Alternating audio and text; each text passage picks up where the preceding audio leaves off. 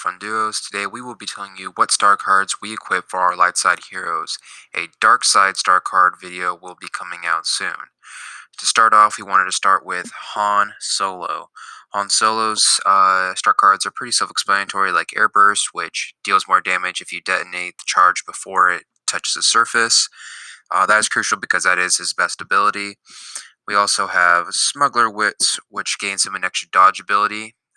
This is crucial because Han needs to be able to avoid lightsaber attacks, which that's what makes him so valuable. And last but not least, with the last star card we equipped is Heavily Modified Blasters. Han's DL-44 builds less heat when firing. Pretty self-explanatory. For Leia's first star card, I would recommend Relentless Firing. Her E11 blaster lasts for a longer period of time.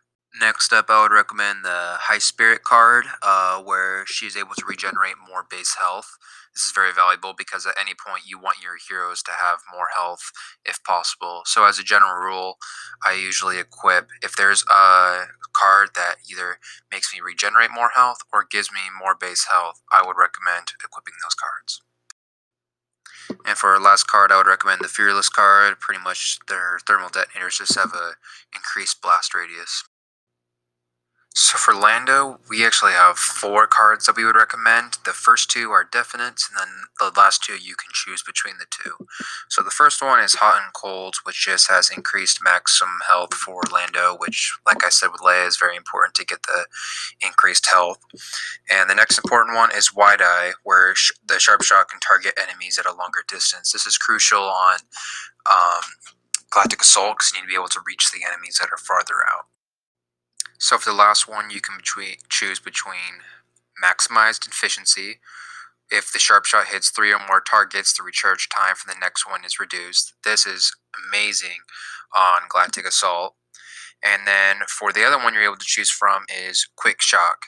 If the disabler is detonated within 5 seconds of attaching to a surface, the shock explosion is stronger and enemies are shocked for a longer duration. This is great on heroes versus villains, where you're able to shock an opponent and then blast them in the head. For Chewbacca, I would recommend getting Extended Shock, which obviously just shocks for a longer duration.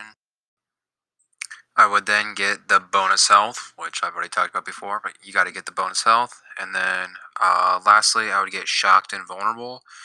When you shock someone, they'll be more vulnerable to damage during the shock duration. For Luke Skywalker, I have to go with Extended Push Reach, just because in both Heroes vs. Villains and Galactic Assault, it's helpful if you're able to reach enemies from a farther distance. I would also have to go with Jedi Fighter, because you need to be able to use your stamina for a long period of time, and being able to block blaster bullets and being able to strike more frequently is very valuable in both Galactic Assault and Heroes vs. Villains. And finally, I would go with Strong Repulse for my last card, just because it's helpful to get out of sticky situations when you're surrounded by enemies, by being able to knock them over when they're farther away. I first want to start out with Finn saying that he has a lot of great cards, so I've picked 4 cards that are great, and then you can pick the 3 out of the 4 that you like. I first want to start with Stay Calm. For every enemy Finn defeats while Deadeye is active, it will extend its duration. This is great in Galactic Assault because once you kill someone, it extends the duration, which means that I can use Deadeye once and get like 10 kills from it. My next thing is Raise to Do One Thing. Finn's Deadeye has a larger lock-on radius. This is great because you can hit someone from a farther distance. This is crucial in Galactic Assault especially. Next, we have Beacon of Hope, where the radius of Big Deal is increased if 2 allies are affected. That's a pretty dang good one. And last but not least, after 3 kills with Deadeye, the damage is increased. Now that's best on Galactic Assault, and I would not recommend using that on Heroes vs. Villains. For Rey, I think there's 3 that stand out the most. To start, we have Street Fighter. Rey's melee strikes drain less stamina. Focus Sight Insight will be active for a longer period of time. And Farsight Insight has an increased area effect. It's crucial to do those last 2 because that's the best thing about Rey is that her insight. She has insight, so to make that even better makes her a better overall player. For BB-8, I think the most obvious one to equip is Whirlwind, where both the damage and area of the effect of the cable spin is increased. This is crucial because far and away BB-8's best ability is his cable spin, so to make that by far better is the best thing you can do. I also equipped Self Repair, where he has an increased maximum health regeneration that goes along with my rule to always equip the health regen or base max health. And then finally, I have Spinner. When hitting multiple enemies with a cable spin, the next cooldown of the ability is reduced. I love this ability, especially on Galactic Assault. I actually only use it on Galactic Assault because the more enemies you defeat, the quicker you get the ability, and then you're able to just run through enemies again. This is amazing on Naboo, and I can't tell you how I've bumped up from like second place to doubling the first place person's score after being BB-8 for 3 minutes because I'm able to use this ability like crazy. First up with Yoda, I have Lightsaber Mastery. He drains less stamina when striking.